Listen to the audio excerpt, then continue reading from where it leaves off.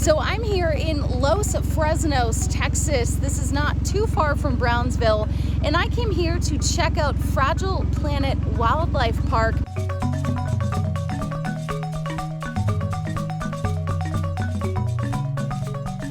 I know the owner through a friend, and I thought that this would be a cool place to check out. And I have to say, I'm very impressed with the way that they run their operation. They take amazing care of the animals. They focus on conservation efforts. Let's check out some of their little critters. I've just kind of always really liked animals, not just keeping them in general, but anything to help and steward the habitat and wild as well. So Belle here is so efficient with her digestion system that she only goes to the bathroom once a week. That's crazy. There's a zoo in like Brownsville, right? Yes, Gladys Porter Zoo. So how do you guys differ? We're a lot more hands-on and interactive. Every single person here that comes through our doors is going to deal with another person, whereas a general open to public, like free walk-through zoo, you just go paid admission and you just walk through at your own pace. Right. We try to make it extremely personable, and what we can safely do with the animals, we try to allow the people to do it as well. Right. As long as it's okay with the animals, the government, and regulation, of course. This is an albino green iguana. Whoa. So this is the lizard that you see running around that's invasive all over Florida, but albino, so it's lacking the green pigment. This iguana can get 4 times bigger, and these can get 5 times bigger. We went to go feed these guys some apples, and check it out, this one made a matrix entrance. These were confiscated after someone tried to smuggle them outside of the US in cereal boxes. They can live to be around 50 years old, and they weigh about 25 pounds, but they're gonna grow in size. Yeah, they really want this apple, wow. Oh, I just loved these little primitive monkeys. These are cotton-top tamarins and red-handed tamarins, and while they have thumbs, they don't really know how to use them. And look at these Asian small-clawed otters. They have human-like fingernails. I loved being able to hold this little one's hand. Hi, yeah, yeah. Hi. This albino porcupine had a lot to say. These can fend off hyenas, lions, and leopards with these crazy quills. They're from Africa, but there's a pretty big captive population in the USA. And listen to this crazy sound that she makes. Ah, her noise. Oh, he's very vocal. Oh my god. Oh my god. What the heck? 7 years ago, this little miracle turtle was rescued and hatched from roadkill. Yeah. In spring, turtles become reproductively active and look for places to nest. Unfortunately, this turtle's mom was hit by a car and her eggs spilled across the road. Nick was able to rescue and hatch this turtle with permits from New York State, where he was living at the time. And this Blandings turtle is actually endangered as well. And these are little albino red-eared sliders. This is just a captive bred individual that we got to show albinism from various species. You got a lot of albino. Yup, it's the most common thing to show up in the wild for color mutations. In the wild, they're less likely to survive because they don't have camouflage.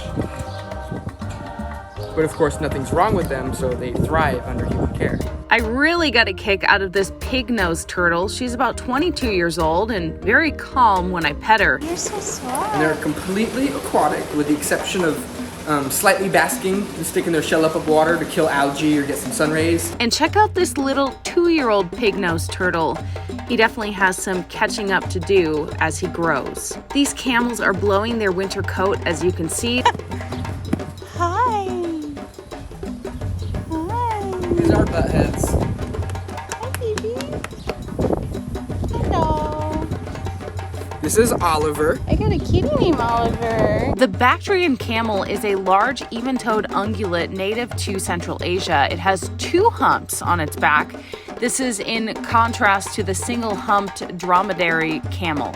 And this little bat-eared fox usually likes bananas, but today she was feeling shy. I was so glad that I had time to check out more sights and attractions on this latest trip to Boca Chica, Texas. This park is really not that far from Brownsville at all, and I'm sure that if you bring the family along on this adventure, your children would love to check out this place, so I highly recommend it. Are most of the animals like rescued or seized animals? A little bit of everything. Yeah. Some of them are confiscations, seized animals. Some of them people seek us for placement, like her per se.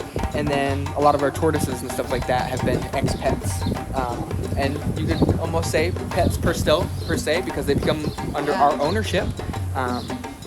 And some of them are direct acquisitions for education animals or specific breeding programs and breeding projects. And we do participate in a lot of breeding programs for endangered species as well. I feel like some people are just so negative about like wildlife places, and they just think it's all about exploitation. It's like, no, a lot of these animals, this is like their sanctuary. Yep. Like, even at big zoos and stuff like that, a lot of those larger accredited zoos, when they find 2,000 turtles being smuggled, I can't help. I mean, I could help with a little bit of that, but I can't do something like that. Those big zoos can they cover all the vet bills, they cover all the food, all the habitat, they check for pathogens to make sure that nothing gets introduced back to the wild. And if that was not happening, they get euthanized.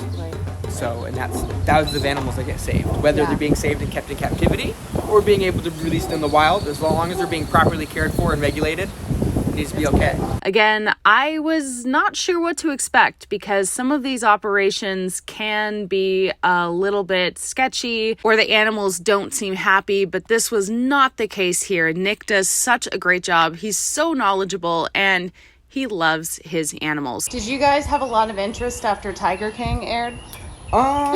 Yes and no. 50-50. With everything in life, there's controversy to anything with keeping animals under human care, whether it be domestic pets, wild animals, or food trade as well. So there's the good and the bad.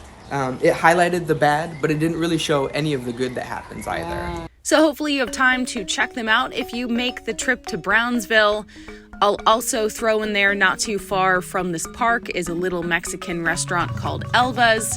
And look at these tortillas. These are the biggest tortillas I've ever had. They were so good, but be careful because they're very cheap. So I ordered more than one and it was way too much food. Luckily, we have to-go boxes.